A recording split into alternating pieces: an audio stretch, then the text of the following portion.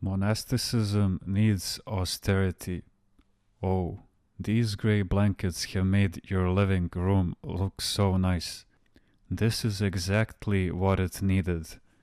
Geronda, how can a monastic decide whether something fits in a monastery or not? One should begin by asking, who am I and what are my obligations based on the life I lead? The khaki uniform dignifies the army. The black habit dignifies the monastic. It is not fitting for the army to dress in black and the monastic in khaki. Now imagine that you wore white like nurses. You are both called sisters, right? And nurses wore black. That would be so depressing to the patients. They would become desperate and think to themselves, it looks like we are going to die and they are not being honest with us. No matter how you look at it, the color does not fit. Something, of course, may be beautiful, but that does not make it suitable for the monastic life. Velvet is beautiful, but if I wear a velvet cloak, it will not honor me, it will disgrace me.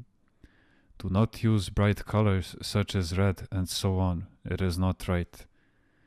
In other words, Geronda, everything must be colorless, tasteless. Spiritual taste will follow. It is important that we understand the difference. People have yet to grasp the sheer joy of simplicity. Look at me. I wet the broom and I sweep the spider webs from the chimney in my calavi. I only do this once a year.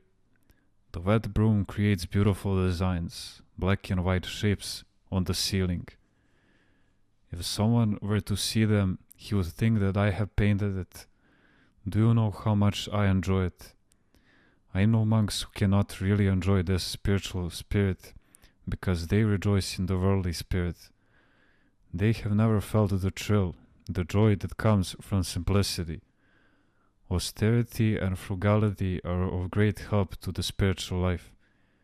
A monk should only own what he needs and what is appropriate to his way of life. He should limit himself to what will ease his life a bit, and not aspire to worldly possessions. For example, a military blanket will take care of his needs. He does not need a colorful or embroidered blanket. This is how simplicity and spiritual valor take root. Give things to a monk and you will destroy him. It is when he rids himself of what he owns that he finds peace. The monk who collects things will end up destroying himself. When people send me gifts, I feel so much burdened by them that I want to get rid of them right away. Or if I have something that I don't need in my monastic cell, I feel as if I am wearing a very tight shirt.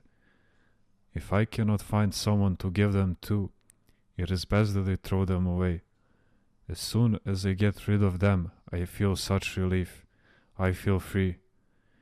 A friend came to see me once. Geronda, he said, so and so gave me these things to bring you and asked that you pray for him to get rid of his anxiety. Take them away, I said. I do not want his anxiety to come to me. I am too old now to be going around distributing things. The things that lay people find convenient enslave the monk instead of helping him. We must try to minimize our needs and simplify our lives. Otherwise, we will never be free. Of course, there is a difference between being clean and living in luxury. Using the same tool for different jobs will help us minimize our needs. At Sinai Monastery, I used a tin can for making both tea and porridge. How many things do you think a person needs in order to survive? In the old days in the desert, they only ate dates. They did not even light a fire. They did not need wood. Even these days, I put a handle on an old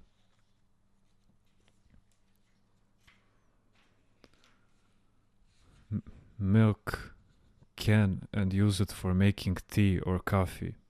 It warms up nicely in the blow lamp. But if you use a pot for making coffee or tea, You need to use a lot of alcohol to warm it. With a can, by contrast, it only takes a bit of cotton and a little alcohol and the coffee is done. I don't use a lamp for light. A candle is enough to take me through the evening. In general, it helps a lot to keep things simple. You should own simple and sturdy things. What is humble and simple is appreciated even by lay people, and it certainly helps the monk. It makes us focus on poverty, pain, and the monastic life. Once King George of Greece visited the monastery of Great Lavra on Mount Athos, and the fire served him using a silver tray. When he saw it, he said, "I was expecting something simpler from you, perhaps a wooden tray. I am tired of silver trays." You have yet to grasp fully how sweet simplicity really is. It is so refreshing. Look at this beautiful hanger that I made out of a bobbin. Very practical. You, on the other hand, go through all this trouble. You have put these very thin nails on the wall to hang your cassocks. If a bit of plaster drops when you remove the cassock, you have to clean the area every time. Why not put larger hooks on the wall? So many empty walls and not a single nail on them. Instead, you use wooden hangers which need to be polished, dusted, and so on. Instead of simplifying things to save time, you do the opposite. You struggle to reach perfection in material things and suffer from it. It is in spiritual things that you should strive for perfection. Do not use all your energy to make things artistic. Use it instead to make your soul a work of art. Day and night, you should aim at the perfection of your soul. If you use your artistic talents for the benefit and cultivation of your soul, your little spiritual palace will be full of joy. Geronda. Some people say that monasteries helped preserve civilization because they had in their possession so many treasures. They probably mean the relics and antiquities. Do you know where most of these treasures were collected? They were collected after the fall of Constantinople. Most of them used to be in the palaces. Later, they were taken to monasteries for safekeeping. Queen Maro, for example, took them gradually from the Sultan and gave them to monasteries. Others would bequeath them to a monastery upon their death to prevent them from being lost. It was not the monasteries that sought these treasures, it was their owners who wanted to put them there for safekeeping. Others would give their wealth to the monasteries of the Holy Mountain, to feed and care for the poor. In those days, there were no homes for the aged, orphanages, psychiatric hospitals, or philanthropic institutions. Big estates were also donated to the monasteries so that they could have the means to provide assistance to the many lay people in need. Those were difficult times, but people back then had the vision to first help the people materially through the monasteries so that they could eventually help them spiritually. When poor people went to the monasteries, the monks would give them as a small blessing, like some money, so that in this way they could provide for the marriage of their son or daughter. Their aim, in other words, was to give help to the poor. This is why they built all those big buildings. Do you know how many people the monasteries helped during the German occupation? Thousands.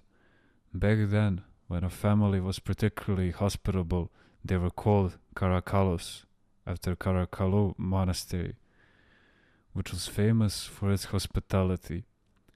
The monasteries had great celebrations on the feast days of their patron saints for a reason. Poor people could come, eat a little bit of fish and have a good time, but also benefit spiritually. Do we have any reason today to hold such great feasts? What is the point of feeding people fish, since they are no longer in need?